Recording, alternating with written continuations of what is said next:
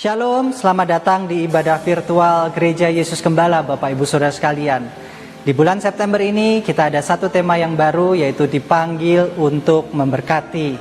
Diambil dari Filipi pasal 2 ayat 15b, dikatakan sehingga kamu bercahaya di antara mereka seperti bintang-bintang di dunia.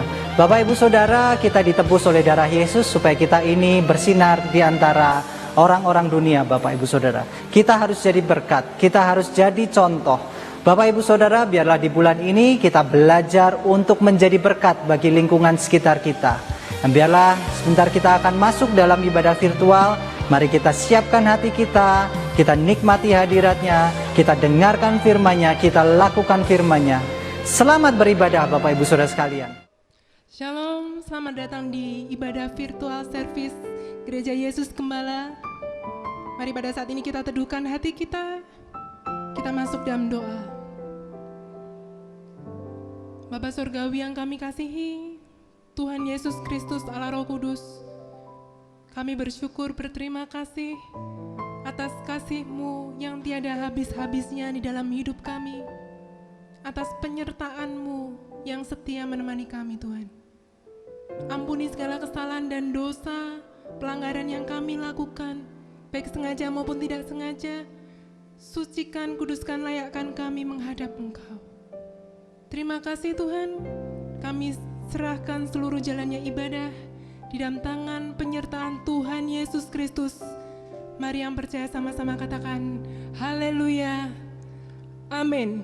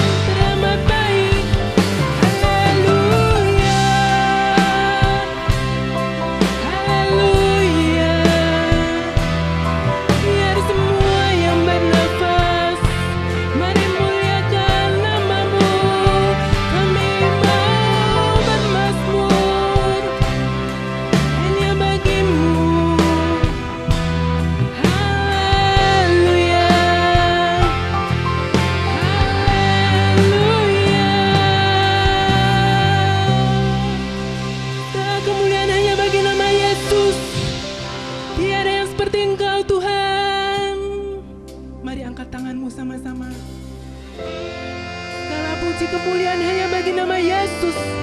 Besarlah namanya, besar kuasanya, besar tatanya di bumi dan di surga. Biar semua yang bernafas memuji Engkau. Terima kasih Tuhan.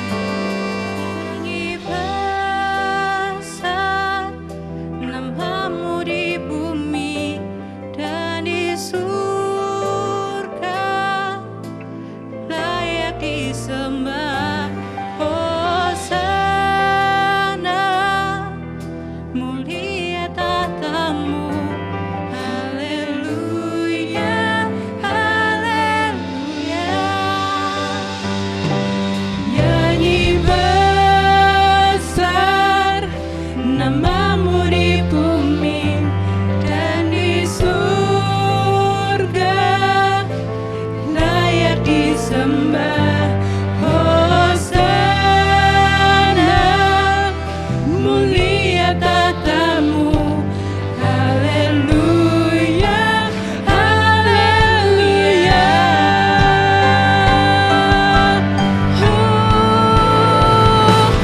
Nyanyi besar namamu di bumi dan di surga. Sama-sama katakan, layak disembah. Hosana, mulia tatamu. Haleluya, haleluya, haleluya, haleluya. Oh Tuhan, segala kemuliaan bagi nama Yesus Kristus. Amin. Terima kasih Tuhan. Segala sorak-sorai sukacita dalam nama Yesus Kristus. Mari semua lambaikan angkat suara dengan berucapan syukur. Terima kasih Tuhan. Mari sama-sama angkat suaramu. Dari utara ke selatan terdengar pujian bagi Allah. Dari timur, dari barat sampai ke timur. Katakan nama Yesus. Nama Yesus disanjung tinggi. Dari pulau-pulau, lembah-lembah, gunung-gunung yang tinggi.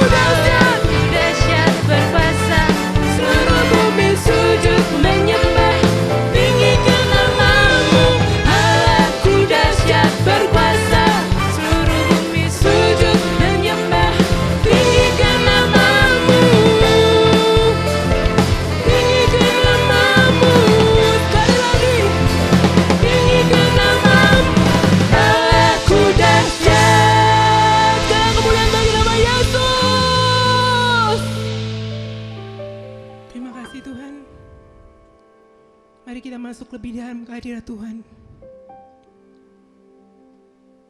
Terima kasih Tuhan. Kami bersyukur karena Engkau adalah Gembala yang mengasihi kami domba-domba-Mu.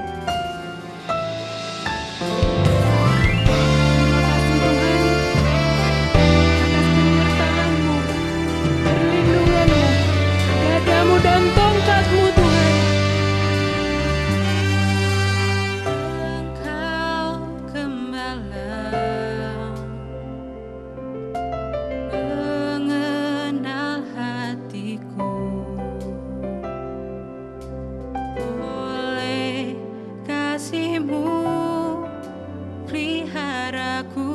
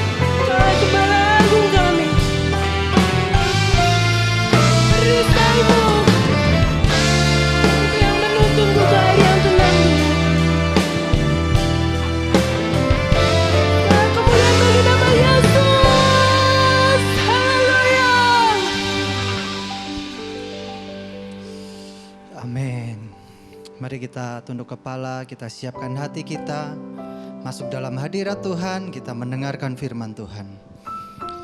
Bapa, di dalam nama Tuhan Yesus Kristus, ucap syukur kalau sampai hari ini Engkau masih sertai kami. Terima kasih Tuhan, kami boleh ada di ibadah virtual ini. Biarlah setiap apa yang hamba-Mu katakan, Tuhan berkati terlebih dahulu. Berkati hamba-Mu, berkati dengan kuat kuasa Roh Kudus. Biarlah kelemahan dari hamba-Mu ini Kau tutupi dengan darah Yesus. Biarlah kuasa Roh Kudus menaungi hamba-Mu. Berkati juga setiap umat-Mu yang sudah menyiapkan hati untuk mendengarkan firman Tuhan. Tuhan terangi kami, berkati kami dengan tanah hati seperti tanah yang subur. Dan saat firman-Mu jatuh dalam tanah hati kami, akan bertumbuh berkali-kali lipat dan menghasilkan perbuatan di hadapan-Mu. Terima kasih Tuhan, kami sambut firman-Mu dalam nama Tuhan Yesus Kristus. Semua yang percaya katakan haleluya, amin. Shalom Bapak Ibu Saudara sekalian, bertemu kembali dalam ibadah virtual. Mari kita simak sebuah ayat di dalam Matius pasal 8 ayat ke-14 sampai ke-16. Ini adalah ayat yang menarik sekali dan judulnya adalah demikian di perikop ini. Yesus menyembuhkan ibu mertua Petrus dan orang-orang lain. Ceritanya adalah dalam Matius pasal 8 ayat yang ke-14 ditulis demikian. Setibanya di rumah Petrus, Yesus pun melihat ibu mertua Petrus terbaring karena sakit demam. Maka dipegangnya tangan perempuan itu, lalu lenyaplah demamnya. Ia pun bangunlah dan melayani dia. Menjelang malam dibawalah kepada Yesus banyak orang yang kerasukan setan, dan dengan sepatah kata Yesus mengusir roh-roh itu dan menyembuhkan orang-orang yang menderita sakit. Bapak Ibu Saudara, pada kesempatan kali ini kita masih ada dalam satu tema yang sama. Di bulan September ini adalah dipanggil untuk memberkati. Kalau kita lihat penggalan cerita dari Matius pasal 8 ayat 14 sampai 16 tadi, Bapak Ibu Saudara mungkin bertanya, Pak, lalu bagian manakah yang bercerita tentang memberkati? Bapak Ibu Saudara, dalam kehidupan kita seringkali orang Kristen tidak seperti Yesus dan Petrus. Kalau kita lihat, ada hal yang menarik di dalam perikop ini adalah Yesus tiba di rumah Petrus, dan saat Yesus tiba di rumah Petrus, Yesus melihat ibu mertua Petrus ini sakit dan disembuhkan. Saya ingin pada kesempatan kali ini kita belajar mengenai prioritas Bapak Ibu Saudara. Memberkati dalam prioritas. Yang saya inginkan adalah kita belajar dalam kehidupan ini, jangan sampai kita ini melupakan apa yang penting, apa yang harusnya kita kerjakan, tetapi kita malah mengerjakan hal yang lain. Satu kali banyak saya jumpai orang-orang ini adalah orang-orang yang berhasil dalam kehidupan pekerjaannya, kehidupan pelayanannya, di gereja dia dihormati, tetapi seringkali dalam kehidupan keluarganya bisa jadi berantakan Bapak Ibu Saudara. Ada juga orang yang di dalam kehidupan pekerjaannya tidak menarik, dalam pelayanannya biasa-biasa saja, tapi dalam keluarga ada kehangatan. Kalau saya lihat kadangkala orang Kristen ini seringkali diajar prioritas dengan cara yang salah. Kita pikir dengan yang namanya prioritas adalah kita memilih. Saya akan bahas satu persatu mengenai bagaimanakah kita ini bisa menjadi berkat melalui kita membangun prioritas. Yang pertama adalah prioritas. Prioritas sendiri ada artinya Bapak Ibu Saudara. Artinya adalah yang didahulukan dan diutamakan daripada yang lain. Kalau kita belajar bagaimana sih Pak caranya membangun prioritas yang benar? Apakah kalau saya ini ada dalam satu gereja, kemudian saya ada masuk pelayanan dan pelayanan itu bentrok sama jam kerja saya, apakah saya harus memilih antara jam kerja saya atau jam pelayanan saya, kemudian mana yang harus saya prioritaskan, mana yang harus saya pilih? Orang Kristen kan selalu diperhadapkan seperti itu. Bahkan kalau kita lihat Matius pasal 22 ayat 37, 38 dan 39, inilah yang jadi bahan dasar di mana kita ini diharapkan bisa menjadi berkat baik dalam kehidupan kita secara rohani dan jasmani. Karena Yesus satu kali mengatakan demikian dalam Matius pasal 22 ayat 37, 38 dan 39 dikatakan. Ini orang Farisi tanya sama Yesus, bagian manakah kami ini harus melakukan kehendak Tuhan atau hukum manakah yang terutama?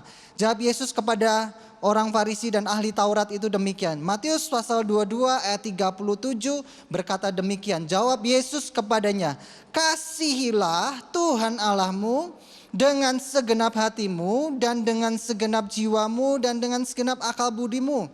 Itulah hukum yang terutama dan yang pertama. Dan hukum yang kedua yang sama dengan itu ialah kasihilah sesamamu manusia seperti dirimu sendiri. Bapak Ibu Saudara, kalau kita baca ayat ini, 3 ayat ini, Yesus katakan demikian. Kalau engkau mengasihi aku, mengasihi Tuhan, lakukan dengan segenap hatimu, lakukan dengan segenap jiwamu, segenap akal budimu. Artinya dalam mengasihi Tuhan, kita ini perlu ada tindakan nyata Bapak Ibu Saudara. Mengasihi Tuhan berarti kita ini melakukan perintahnya, melakukan tindakan kebaikan, melakukan sesuatu yang memberkati orang lain. Tapi di sisi lain seringkali kalau kita bercerita tentang mengasihi Tuhan, kita melupakan komunitas kita melupakan pekerjaan kita melupakan pelayanan kita mungkin, bahkan kita mungkin melupakan keluarga kita. Di sini kita belajar, Yesus menginginkan dalam kehidupan kita itu jangan sampai orang kalau cinta Tuhan berarti dia harus meninggalkan pekerjaannya, dia harus meninggalkan pelayanannya, dia harus meninggalkan keluarganya. Bahkan ada orang yang beranggapan demikian, kalau orang masuk dalam pelayanan maka yang namanya pekerjaan, keluarga itu ditinggalkan karena itu sudah bukan prioritas lagi. Kalau hukum yang kedua tadi berkata demikian, ialah kasihilah sesamamu manusia seperti dirimu sendiri. Itu adalah hukum yang sama dengan hukum yang pertama. Kalau kita pikir istri kita itu orang, anak kita itu orang, komunitas kita itu diisi dengan orang-orang. Kalau dalam kehidupan kita nggak jadi berkat buat orang sekitar kita, maka kita pun gagal mengasihi Tuhan. Prioritas bukan bercerita, oh kalau saya cinta Tuhan, saya tinggalkan pekerjaan saya tinggalkan keluarga saya melayani ke misi. Ada orang-orang yang dipanggil seperti itu, tapi nggak semuanya. Kalau Bapak Ibu Saudara lihat bagaimana rasul-rasul itu melayani dalam prioritas. Satu kali Rasul Paulus menuliskan, aku ini dalam melayani Tuhan, aku nggak pakai yang namanya hakku sama seperti Kefas bawa istrinya, seperti murid-murid lain bawa istrinya. Bapak Ibu Saudara, pelayanannya rasul-rasul itu nggak lupa sama keluarganya. Bahkan satu kali ada orang bertanya sama saya, Pak, kalau ada orang bertobat, punya istri, dia istrinya dari agama yang lalu bertobat Pak, terus gimana? Apakah cari istri baru? Nah ini pemikiran yang kadangkala ini logis, tapi salah. Kalau orang cinta Tuhan, dia tadinya gak percaya sama Yesus, kemudian dia percaya sama Yesus, yang dibawa pertama kali adalah pasangan hidupnya untuk sama-sama percaya sama Tuhan. Bukan berarti orang percaya sama Yesus kemudian meninggalkan keluarganya. Hal inilah yang seringkali menjadi perdebatan dalam prioritas. Contoh gampang sekarang di masa pandemi COVID ini. Ibu-ibu di rumah, mungkin bapak-bapak sudah mulai komplain. Sekolah online. Saya harus tanggung jawab ngajarin anak-anak saya. Nambahin kerjaan aja, nambahin pikiran saya aja. Kalau kita baca Alkitab kembali, Alkitab katakan didiklah anakmu. Saat dia bangun, saat dia makan, bahkan saat dia tidur. Dimanapun berada, didiklah anakmu. Kita seringkali berpikir, yang namanya keluarga, itu dibandingkan pelayanan, dibandingkan pekerjaan, kalah. Kita pikir memprioritaskan itu berarti mengorbankan yang lain. Hal yang kedua yang saya ingin bahas Bapak Ibu Saudara. Prioritas itu harus dibagi. Hal yang kedua yang saya ingin bahas adalah membagi prioritas. Prioritas bukan berarti mengorbankan yang penting, yang kita anggap lebih penting, dan kita tidak melakukan hal yang tidak kita anggap penting. Contoh gampang begini, satu kali saya masuk bank. Saya lagi ngantri nih di teller. Lagi ngantri waktu itu saya mau store uang atau mau transfer, saya lupa, tapi saya harus ngantri di antrian. Kemudian saya lihat ada orang itu datang, dia nggak ngantri, dia naik ke lantai 2. Terus saya tanya pada waktu saya sampai counter, saya tanya sama yang jaga di depan saya, itu tadi orang kok nggak ikut ngantri di sini, kenapa ya? Itu orang tadi kok langsung naik saja, nggak ikut ngantri bareng-bareng kita. Oh iya Pak, itu jalur prioritas. Artinya jalur yang diutamakan dilayani lebih duluan dari Bapak. Oh, ternyata bank itu juga melakukan yang namanya melayani lebih dulu nasabah-nasabah tertentu. Tapi kalau saya pikir Bapak Ibu Saudara, setelah saya pulang, memprioritaskan nasabah tertentu bukan berarti meninggalkan nasabah yang lain. Di situ pun tetap dibuka antrian untuk nasabah-nasabah yang lain. Maksud saya adalah gini, kita pikir kalau kita memprioritaskan sesuatu, kita harus mengorbankan hal yang lain. Salah. Justru saat kita memprioritaskan sesuatu, kita melakukan sesuatu yang lebih penting itu dahulu, kemudian kita melakukan yang lain setelah yang kita anggap penting. Contohnya gampang begini, Matius pasal 8 ayat 14 dan 15 mengatakan demikian. Setibanya di rumah Petrus, Yesus melihat ibu mertua Petrus terbaring karena sakit demam.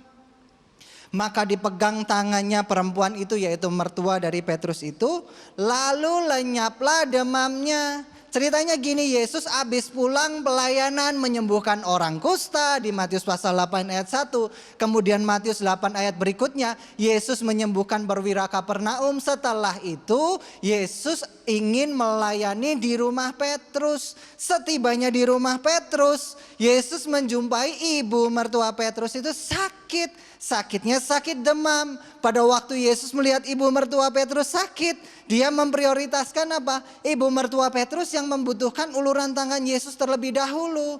Kemudian disembuhkanlah. Bapak Ibu Saudara, apakah kemudian kalau kita melihat ayat ini, Yesus itu kemudian meninggalkan semua pelayanannya, meninggalkan semua pekerjaannya, meninggalkan semua yang harus dibuatnya, dan hanya berfokus kepada ibu Petrus? Enggak. Kalau kita lihat Matius pasal 8 dari ayat yang pertama sampai ayat berikutnya, ini ada kronologisnya adalah mujizat-mujizat Yesus. Mujizat Yesus yang pertama adalah mengenai penyembuhan orang kusta. Orang kusta zaman dahulu itu adalah tanda kutuk. Orang kalau udah kusta artinya dia kutuk Tuhan. Yang bisa menyembuhkan, yang bisa mentahirkan hanya Tuhan saja. Kemudian yang berikutnya ada sanjungan iman mengenai bagaimana yang namanya seorang perwira yang ingin menyembuhkan bawahannya dan berkata, sepatah kata saja kau katakan, maka bawahanku sembuh. Dan ini ditulis setelah itu. Mujizat ini menarik sekali buat saya. Kalau saya tarik begini, Yesus sampai ke rumah Petrus, lihat ibu mertua Petrus, dia tidak membedakan sakitnya orang kusta, tidak membedakan kasta atau strata sosial dari ibu mertua Petrus dibandingkan perwira Kapernaum. Tetapi Yesus melihat ada orang yang butuh uluran tangan di depannya. Nah, di sini Bapak Ibu Saudara kita belajar. Yesus menyembuhkan sesuatu yang nampaknya simple.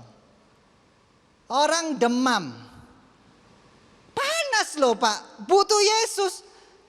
Tapi Yesus nggak bilang, ini cuma demam 3 hari sembuh.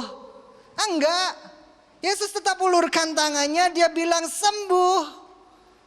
Mujizat terjadi.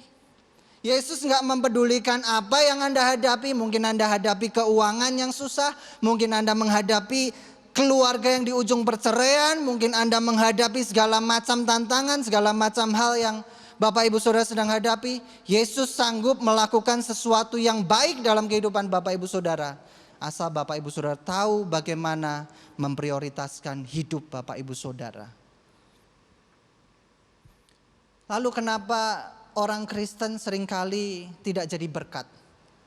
Karena orang Kristen gagal untuk membagi prioritasnya, gagal untuk memprioritaskan. Ada hal-hal yang bisa membuat hal itu gagal dalam memprioritaskan adalah yang pertama, salah alokasi hal yang penting dan tidak. Kalau kita pikir Bapak Ibu Saudara, dalam dunia ini pasti kita bagi-bagi. Ada yang penting, ada yang separuh penting, ada yang gak penting sekali. Buat beberapa orang pekerjaan itu penting sekali. Buat beberapa orang pelayanan itu sama sekali gak penting. Tapi buat beberapa orang pelayanan itu justru yang terpenting. Buat beberapa orang keluarga itu gak usah lah dipikirin. Keluarga itu dibiarin jalan sendiri. Seringkali kita salah mengalokasikan apa yang penting dan yang gak penting. Matius pasal 8 ayat 15a mengajarkan demikian. Maka dipegangnya tangan perempuan itu lalu lenyaplah demamnya. Kalau kita melihat bagaimana Yesus melayani ibu mertua Petrus, itu gak dilihat orang lain. Karena itu adalah saat baru masuk rumah, lihat ibu mertua Petrus langsung sembuhin. Buat Yesus yang namanya terkenal, yang namanya itu dikenal banyak, dielu-elukan banyak orang, disanjung-sanjung banyak orang, itu nggak penting. Yang penting buat Yesus adalah di mana dia berada, dia harus jadi berkat. Nah, dalam hidup kita juga harus memiliki prioritas seperti itu. Kalau kita ada di dalam keluarga, kita harus jadi berkat dalam keluarga kita. Kalau kita ada dalam pekerjaan, kita harus jadi berkat dalam pekerjaan kita. Kalau kita ada di dalam sebuah gereja, kita harus jadi berkat di dalam gereja kita. Lalu jangan pikir begini, kalau saya mau jadi berkat di keluarga saya harus tinggalkan gereja. Kalau saya mau jadi berkat di pelayanan saya harus tinggalkan pekerjaan saya. Kalau saya mau jadi berkat di pekerjaan saya harus tinggalin keluarga saya. Problemnya kan kita dalam membagi hal penting dan gak penting kan kita harus korbankan salah satu. Bagi waktu, itu hal yang kedua. Kenapa orang gagal untuk memprioritaskan adalah karena dia gagal membagi waktu. Mari kita lihat bagaimana Yesus itu melayani ibu mertua Petrus. Matius pasal 8 ayat 22 dikatakan, setibanya di rumah Petrus, begitu tiba langsung Yesus melakukan. Nah, kita lihat bagaimana Yesus ini punya jadwal yang sangat baik sekali. Di mana dia ada, dia nggak nunda-nunda. Di mana dia ada di satu tempat, dia langsung melakukan segala sesuatu dengan baik. Contoh gampang beginilah. Saya paling nggak suka adalah dengan ide just go with the flow. Wah, repot banget saya kalau ketemu orang seperti ini, saya pasti pusing nggak karuan. Contoh gampang, satu kali saya ingin menemui orang dan yang bikin janji itu bukan saya. Tetapi yang bikin janji adalah orang yang ingin saya temani. Kemudian saat saya berjalan ke rumahnya, saya tanya sama orang yang saya temani ini, sudah telepon orangnya ada di rumah enggak? Belum, udah datang aja. Nanti kalau orangnya di sana, ya kita ketemu. Kalau enggak ketemu, Tuhan belum mengizinkan kita ketemu. Puyeng saya kalau ketemu orang kayak gini. Kalau kita mau mengalokasikan waktu kita, atur jadwal. Sehingga nggak banyak waktu kita yang terbuang, sehingga yang penting, yang tidak penting, dan yang begitu penting sekali bisa kita lakukan seperti yang kita rencanakan. Ada satu quotes yang kemarin saya baca, menarik sekali. Saat Anda gagal itu adalah sebuah hal yang biasa. Tetapi saat Anda tidak merencanakan sesuatu, itu sudah merupakan kegagalan. Artinya apa? Dalam hidup ini kalau kita nggak punya yang namanya perencanaan, nggak punya apa yang namanya harus dituju, nggak punya tujuan hidup, nggak punya yang namanya hidup itu harus bagaimana. Tapi ya waktu kan gini Pak, dari jam 12 ngalir ke jam 1 nanti balik lagi, ya hidup saya gitu aja Pak. Bangun tidur, mandi, melakukan sesuatu, gak usah direncanain. Apa yang Tuhan kehendaki hari itu saya akan lakukan. Kalau kita lihat bagaimana Tuhan itu merencanakan segala sesuatu dengan detail, itu harusnya ada dalam diri kita. Meskipun dalam liburan, meskipun dalam hal-hal yang simpel, saya berusaha untuk hari besok atau berapa hari yang lain ke depan, itu harus ada dalam rencana. Kenapa? Orang dikasih Tuhan otak itu untuk merencanakan sesuatu yang ada di depannya. Jangan pikir dengan kita go with the flow, Tuhan akan ikutin kita. Bagaimana Gideon disertai Tuhan untuk menyaring 300 orang. Tuhan kasih rencana bagaimana cara menyaringnya.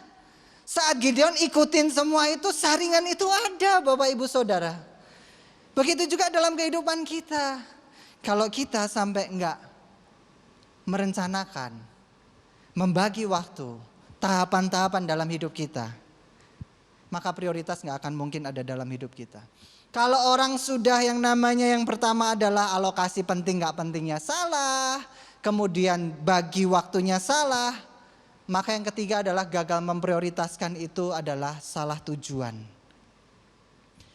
Kita pikir gini, Pak, kalau Yesus udah ngelayanin ibu mertua Petrus, hari itu sudah selesai. Dan karena mujizat sudah terjadi. Tetapi Matius pasal 8 ayat yang ke-16 mencatatkan demikian.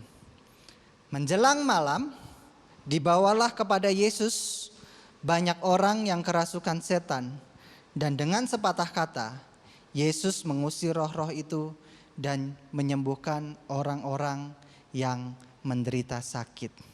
Menarik ya Bapak Ibu Saudara ya. Setelah mertua Petrus ini sembuh, Yesus tetap melakukan tujuannya. Dia ada di situ pengen bikin KKR kesembuhan. Setelah menyembuhkan ibu mertua Petrus, Yesus itu tetap melakukan sampai malam. Dia menunggu orang datang, dia sembuhin orang. Ada yang kerasukan roh, dengan satu kata dia sembuhkan. Ada yang sakit, Yesus sembuhkan. Tujuan Yesus jelas. Ada di rumah Petrus, dia nunggu orang datang. Yang butuh bantuan akan dia sembuhkan. Kalau orang bagi waktunya jelas, mengerti hal penting dan enggaknya jelas, tujuan hidupnya pasti jelas. Seringkali kalau kita ini salah dalam membagi waktu, membagi hal yang penting dan tidak, maka tujuan kita seringkali enggak jelas. Kenapa? Karena yang penting dan yang tidak aja kita enggak tahu. Bagaimana merencanakan waktu aja enggak tahu. Saya punya cerita ini menarik sekali. Dan cerita ini kalau saya bawakan pasti ada sisi lain. Satu kali ada orang dari mudanya, dia sudah bekerja keras. Pada waktu itu dia buka toko satu, dia menikah, dia besarkan anak-anaknya, dia besarkan toko-tokonya. Besarkan toko yang pertama, kemudian anaknya mulai tambah lagi, tokonya juga tambah. Mulai sibuk, istrinya yang suruh ngurus toko. Lama-lama dia urusin tokonya makin bertambah-tambah. Satu kali si pengusaha ini jadi tua. Dan pada waktu tua, dia terbaring di rumah sakit. Terbaring di rumah sakit, dokter telepon istrinya. Bu, tolong anak-anaknya beserta ibu kumpul. Mungkin ini adalah hari terakhir Bapak ada. Kemudian istrinya telepon anaknya sambil nangis. Nak, Papa mau mati. Ayo kumpul rumah sakit. Kemudian anak-anaknya kumpul semua. Diabsenlah sama si pengusaha tadi, ayah pengusaha tadi. Si bapak yang sudah jadi ayah yang pengusaha tadi. Yang tokonya banyak, setiap anak punya satu toko. Kemudian si bapak ini mulai absen. Anakku yang pertama mana? Hadir Pak. Anakku yang kedua mana? Hadir juga Pak. Sampai anak yang keempat hadir semua. Terus papanya yang lagi sekarat ini bilang, terus yang jaga toko siapa? Bapak Ibu Saudara, kayaknya ini lucu, simpel, menarik. Kalau kita lihat kehidupan si pengusaha ini tujuannya adalah besarin tokonya, kasih anak-anaknya satu toko untuk dijaga. Salah enggak? Enggak Bapak Ibu Saudara. Tapi seringkali dalam kehidupan kita seperti itu. Kita fokusnya sama hal duniawi saja. Bahkan Alkitab katakan apa yang kelihatan itu sementara, tetapi yang tidak kelihatan itu adalah kekal. Orang mau mati loh yang diurusin toko. Tokonya gak bisa dibakar dibawa ke surga. Gak bisa. Yang ada adalah si bapak ini saat dia mati, dia gak bisa bawa apa-apa. Bahkan dikatakan, aku lahir tidak bawa apa-apa, mati pun aku tidak bawa apa-apa. Ada cerita lucu. Satu kali malaikat bilang sama orang yang mau meninggal, besok waktu kamu meninggal, ini cerita lucu, ini bukan dari Alkitab Bapak Ibu Saudara, cerita aja. Besok waktu kamu meninggal, kamu boleh bawa satu hal yang kamu anggap berharga. Pada waktu besok mau meninggal, si bapak ini yang didatengin malaikat bawa emas batangan 1 kilo 24 karat. Pada waktu mau masuk pintu surga, pertanyaannya, pintu surga bukanya ditarik atau didorong? Gak ada yang tahu kan? Mari kita renungkan. Pintu surga dibukain sama Petrus. Waktu pintu surga itu dibuka, si bapak ini bawa barang berharganya, emas 24 karat tadi. Pada waktu masuk ke surga dilihatin, ini gue bawa barang berharga. Semua orang bilang, buang tuh sampah, ini aja jalan dari emas. Seringkali dalam kehidupan kita tujuan kita salah.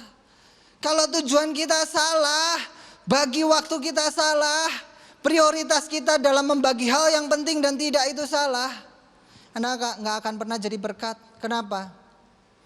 Karena seringkali dalam melakukan sesuatu yang penting dan tidak, kita anggap tidak mengerti bagaimana melakukan yang penting.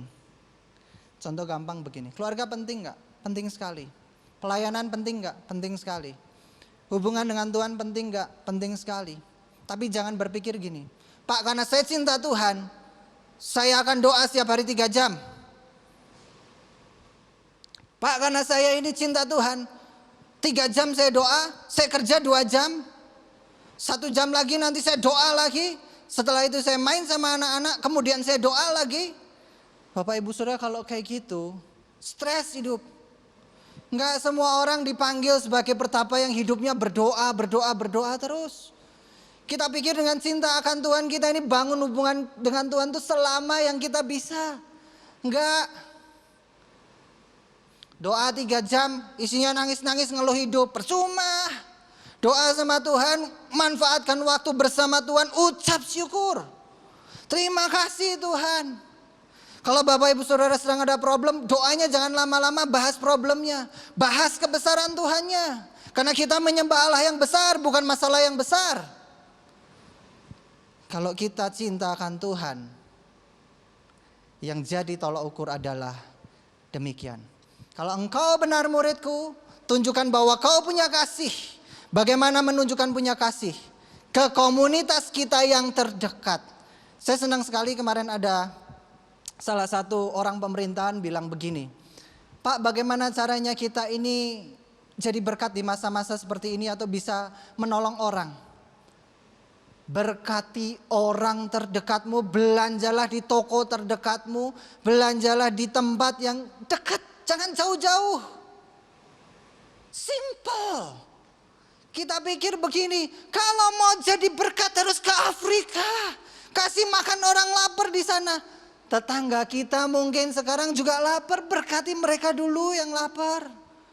Toko sebelah mungkin lagi sepi, belanjanya di toko sebelah, mahal sedikit gak apa-apa, cincailah.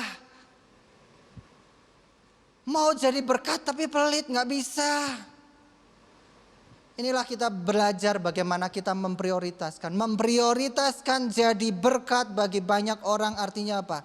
Jangan kita sepelekan yang namanya keluarga kita, pekerjaan kita, pelayanan kita, komunitas kita, hubungan kita dengan Tuhan. Jangan kemudian kita berkata, kalau saya cinta Tuhan, saya tinggalkan keluarga saya. Kalau saya cinta Tuhan, saya tinggalkan pekerjaan saya. Kalau Anda cinta Tuhan, berkati orang di sekitar Bapak Ibu Saudara. Sebagai kesimpulan Bapak Ibu Saudara, prioritaskan dalam kehidupan ini dengan benar dalam memberkati orang-orang sekitar kita.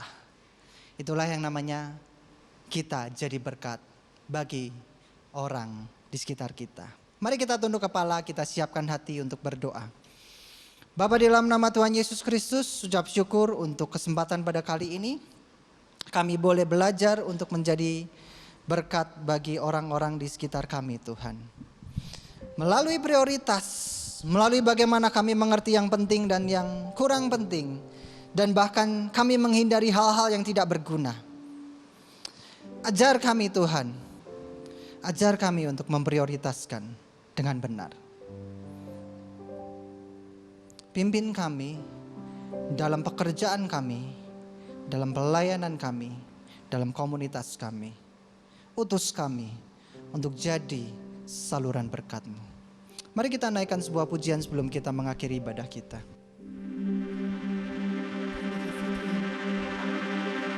Mari kita angkat tinggi tangan kita. Terima berkat kemurahan dari Tuhan Yesus Kristus. Terima kasih Tuhan atas kasih karunia keselamatan anugerah yang Tuhan boleh berikan dalam hidup kami. Haleluya, terima kasih Tuhan.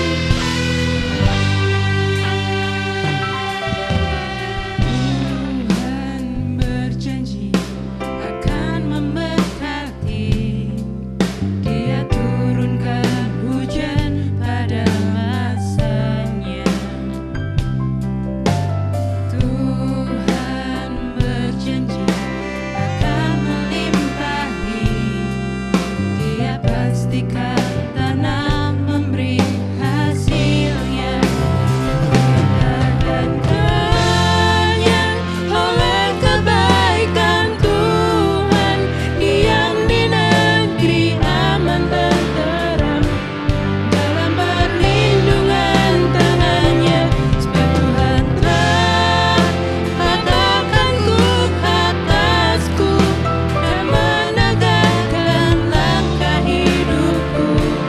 Dalam naungannya damai sejahtera.